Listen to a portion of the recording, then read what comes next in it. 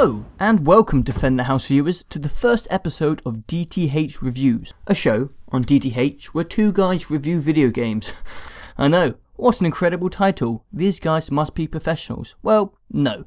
We were fans of the channel, then we got to know the owners. They wanted to diversitize their channel. We have accents, so here we are, let's talk about games. Well, hope you enjoyed that dramatic backstory. You're probably all horribly disgruntled that this isn't a Mythbusters episode, but never fear, they are coming. And we hope you can enjoy us two chatting for the next 20 minutes. So, now on to introductions. My name is Joe, and I'm joined by the smooth-talking Jamison. Say hello. Hello. And as the title suggests, today we are reviewing Bioshock Infinite, which in YouTube years is about 25 years old. But we thought we would start making the show when there aren't any new games out, because as I said, we're professionals. Well, I think the first thing I'm going to start off with saying is I was a huge fan of Bioshock. I mean, off the scale, and I think it's obviously worth stating because it did affect my my perception of the new one and the hype for the new one. What did you think? I think of Bioshock. It's pretty good, I guess. Oh, I see. Wait, the new one or the old one? They're both okay. The old one, the old one. No, yeah, that game is one of my favorites. But like, I had a conversation with my friends who eventually always comes up the question of what is your favourite game of all time? And it's always a hard question to answer, but if I had to break it down, if someone had put a gun against my head and I had to say one game... Tetris. It would be Bioshock. So this is why I thought I'd mention it, because it really did, influence how hyped I was for Bioshock Infinite, which does affect a game. But it was a pretty satisfying experience. So let's break it down. I think the most, to me, the thing that made Bioshock so special, I'll be comparing a little bit because, well, you'll see later they are comparable. The thing that I loved so much about Bioshock was Rapture. Rapture was probably my favourite in-game environment, in-game world that I, as of the time, it was 5 years ago, so at the time when I dropped into it, it was unlike anything I've ever played. It was the most immersive game world that I've ever set foot in. So Columbia had a lot to live up to. So that was, obviously a good story, good gameplay makes it, but the first thing that I was going to be judging the game on was how good Columbia was. I think Columbia is not as good as Rapture. I agree. And not necessarily that it's less interesting, because it's a really interesting world, but it feels less important. Right. Like in Bioshock 1, Rapture was really a big deal and a big part of the story, and the world played into the story a lot more, whereas Columbia, it sort of just feels like this is the world and the story just happens to take place in this world. But like from an aesthetic point of view, Columbia takes the cake for me. I just, Oh yes, it's beautiful, yeah. That sort of thing. But yeah, I think Columbia is a really, really impressive environment, but it's not Rapture. And it's sort of weird. Like I think both Bioshock and Infinite do a bunch of different things better than each other. And I think one of those things is Bioshock does its world way better than Infinite. Or not way better, but it's... I personally agree. Yeah, like Rapture, yeah. Columbia is a really weird, really neat world, but it's not quite Rapture. And I'm not quite sure why that is. Well, it couldn't be more opposite if it tried, which is... I like it. I like the way that they actually looked at Rapture and thought, what's the opposite of Under the Ocean? In the air. And it was very alive as well compared to the dead Rapture. And that is my favorite part of Bioshock Infinite, is the first 30 minutes of that game. If they had just left me in that area for 6 hours, I would have been perfectly happy. And if there was no story or anything, I mean, I always wanted to see Rapture in its prime, and now that they have that DLC coming out, we will finally get to see that, which is amazing. Yeah, but look forward to that. The first 30 minutes of Infinite, where you're just exploring this city, like completely untouched by anything, it's just in its prime. Those are personally my favorite parts of that game, is just the first 30 minutes where you're just wandering around, taking it all in and just, Yeah, I agree. I think in Rapture, you kind of had to get a sense of Rapture's old personality through audio tapes and collectibles, where in Columbia, you were kind of just shoved into it. You could get first-person view and explore it and join in, and it was, yeah, I agree. It was a nice little touch. And part of me hates everything after the raffle of Bioshock Infinite, where the combat starts. Like, oh, that's harsh statement. There's a part of me where I just didn't want any of that to happen. Like, I would have been happy to just not have any combat and just wander around for the whole game. And I don't like seeing this amazing environment collapsing around you. That was sort of a bummer the whole time. The first 30 minutes, it's like Disneyland, except, you know, super rah-rah America, Disneyland, perfection everywhere, and it's beautiful and amazing. And then everything after that is like the crumble of this really weird, really interesting place. And yeah, that part of me still is there, where it's like, I don't like this game because the world is falling apart. But that's not really a complaint. It's just sort of me being weird about it. But well, another thing I did like about the world of Columbia is they took you to more diverse sections of the city/world than in Rapture. Like, you went to the slums, you went to the manufacturing process, you went to the higher hotel area, which I thought really kept the game fresh and was quite an interesting aspect of the game. Then when you get to manufacturing and you see all the vending machines being built, etc., I thought that was cool. Should we quickly talk about the combat, since it is deep down it is just a first-person shooter? The combat in Bioshock 1 wasn't very good. You didn't think so? I don't think so. No. Well, oh, I loved it. It was never bad, but it always felt like a chore. At least I felt like it was a chore. There was a lot of fumbling around with the different weapons and the different, you know, ammo types, and then all the different plasmids, and then you have to switch a plasmid to the trap plasmid to plant a trap. So like, I never ever used a trap.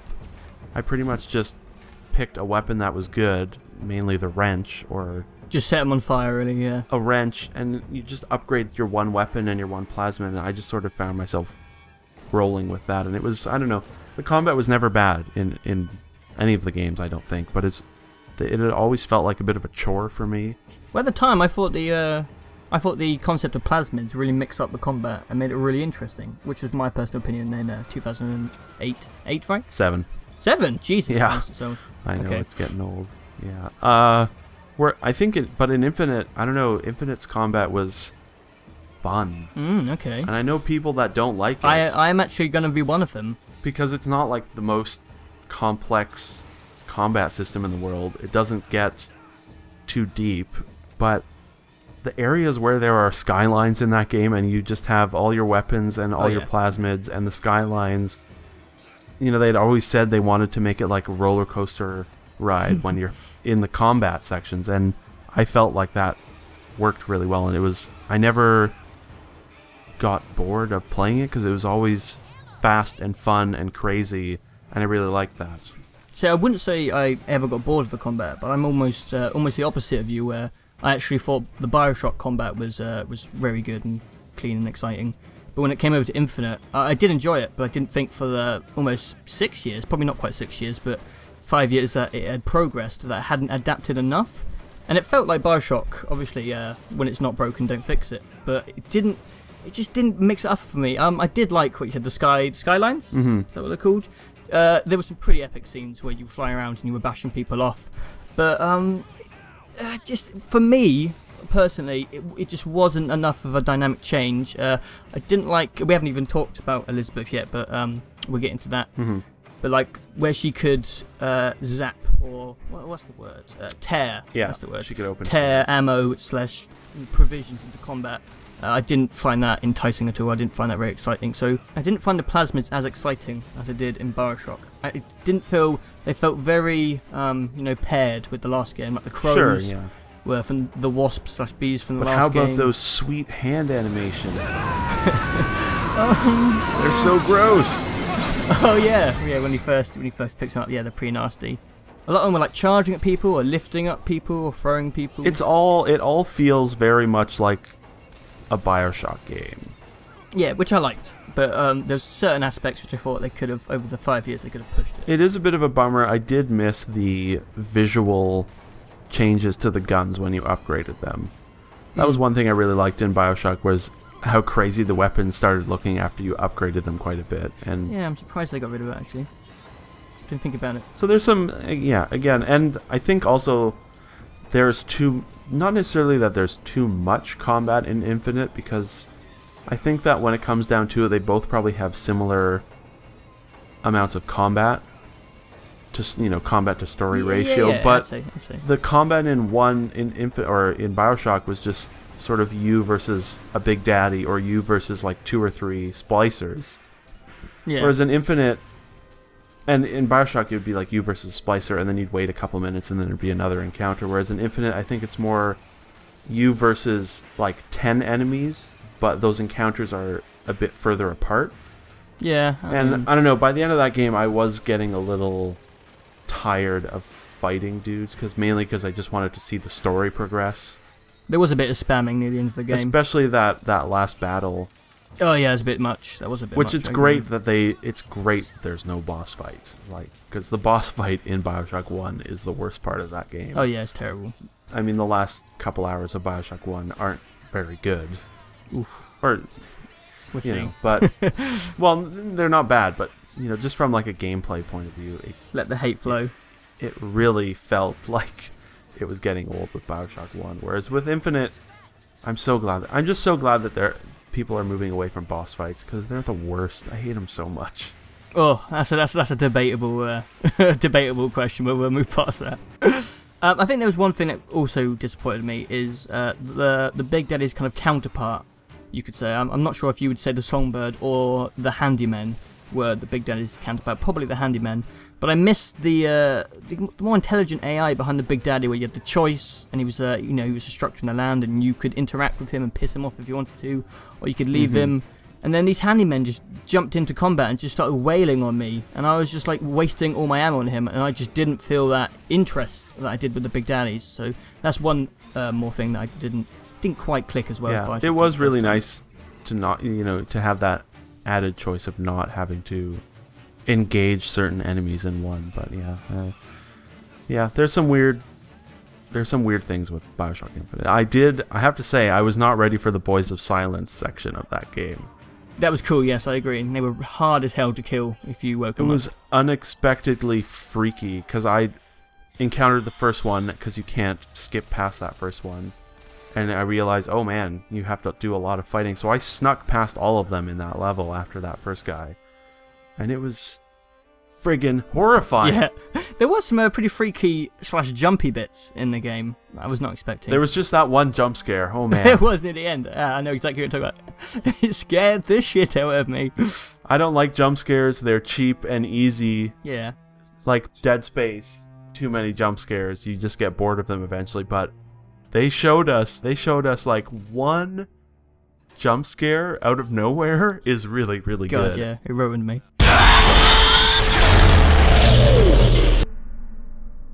One thing we haven't talked about yet is Elizabeth, and she's your companion for the game. And when you first retrieve her, I won't spoil anything, but there's some very cool scenes where she's kind of exploring the world, and she's like a child because she's been locked up and she's enjoying the scenery, and then she kind of just dissolves into this girl who throws you ammo and health every now and then. So I was a little bit disappointed that they didn't do more of her. There were some cool scenes near the end, but overall, I liked her. I did like her. I thought she was cool. Yeah, she's a good Disney princess. Exactly. At the beginning, and then it sort of, she matures quite a bit near the end, and then by the end of that game, she is like, well, I don't know. Maybe we should say that for a spoiler section. But yeah. But I think, because as of reviewing this, we have played a little game called The Last of Us. So now, post playing that, you kind of look at her and you're like, she was okay. I think she was really good. I really liked her still. She doesn't serve a lot of purpose when you're in combat. She just sort of chucks you stuff randomly. But outside of combat, she is a really good character, I think. But yeah, I don't think that there are as many good characters in Infinite as there were in Bioshock. No, I agree. I mean, the Lutece twins are fantastic. Yeah, that's cool. Their sections of the game, whenever they show up, are the best parts of that game. Elizabeth is quite good. Booker DeWitt is also quite a good character. Yeah, I agree. But one thing I really missed from Infinite was the completely batshit crazy characters like Sander Cohen. Oh yeah, the psycho mini bosses. Yeah, and like the doctor Suchong and the musician, and I missed those sort of one-off characters that you'd encounter that were just like freakishly insane. There aren't really any like that in Bioshock Infinite. I mean, all the characters play a big role in the story, and what's her name? Oh, I know who you mean. Fitzroy. Fitzroy, yeah. Fitzroy is sort of boring. Fink is pretty decent, but yeah, there are less interesting characters, I think, in it. I agree. They don't live up to. Andrew Ryan is kind of overshadows Comstock. Doesn't live up to it. Spoilers! Don't watch. Okay, so now we are going to talk story, ending, anything plot related that might spoil the game for you. Okay, that's your warning. I was not expecting there to be that much crazy science fiction in this game, because the last game did not have it. I mean, there was some weird stuff in the last game, like with the slugs and the atom and all that stuff. Like, that was all weird and, weird science fiction stuff, but I was not ready for alternate universes and infinite looping stories. Parallel universes, yeah. I've said this to somebody else, like, Infinite is a weirdly personal, like, it plays to a lot of things that I really, really like a lot, and I wasn't expecting any of them to be in Infinite, and one of them is alternate realities or infinite universes and looping stories, that sort of going back to the beginning and starting over again. You don't see a lot of that ever in any form. There are a few movies and a couple of books that do it. There was a popular TV series called Fringe that ended recently that was basically all based around parallel universes, which I was a big fan of. So when it kind of first appeared in Bioshock, I knew I was gonna enjoy it. I didn't expect them to justify the first game's existence with the story. Yeah, how did you react when the big reveal, when she tears the world and you're standing in rapture? What was your initial reaction? They do a good job of framing it so that you can't see anything but Songbird and Elizabeth. Yeah. And I just sort of sat there for a couple seconds, and then I just moved my mouse, because I was playing on the PC, I just moved it to the right a tiny bit just to see where I was, and I saw the Rapture Metro door. And I'm pretty sure out loud, very loudly, I said, "Holy!" Yeah, I definitely shouted a bit. I think it was because ridiculous. Like I said, I knew there was going to be something relating to Bioshock. I was not expecting it to be like the most fan service, insane thing. Like, I was not, in a million years, I would have never have said, you will go to Rapture. Yeah, I was disappointed I didn't see it coming. It seems, well, it's not obvious, that's wrong, it's completely unobvious, but I couldn't believe that when it happened I didn't even think of it as being a possibility. That's why it blew my brain. I was like, no. And then they almost break the fourth wall and say, we're never going to make Bioshock again, guys. There's always going to be... Yeah, we're deleting all of them, all the possibilities of them ever having sequels. I mean, I never would have expected them to say, this is how it will always be. And we don't... I mean, they're basically saying, Irrational was saying, we don't want to make Bioshock games anymore. This is it. This is the end of it all. And they did that by saying... it would always be the same game, just different variables. That was definitely my favourite bit. They didn't confirm it, but they obviously heavily suggested that Rapture was just another parallel universe of Columbia, and it was almost in the same sense. You basically played the same game twice without realising it. I think we've summed up pretty well. What was most important to me was the world of Columbia, and I said I'd give it a good thumbs up. I loved it. The combat I didn't think was a push forward enough, but again, I didn't get bored all the way through the game, so you can't really complain. And the story, sci-fi aspect and ending were fantastic. So it gets a 5 stars for me. Absolutely, yeah. There are definitely things that could have been done better, but the story alone makes it worth playing through. It helps 100%. That all the voice acting, the world, all that is really superb, except the gameplay a little lackluster. But yeah, it's a damn good game, and we've had 2 damn good games with the last year of the console generation. It was sort of surprising. Yeah, current gen still got some surprises left for us. Hopefully, yeah. Rayman Legends. Not again. I'll just keep saying it.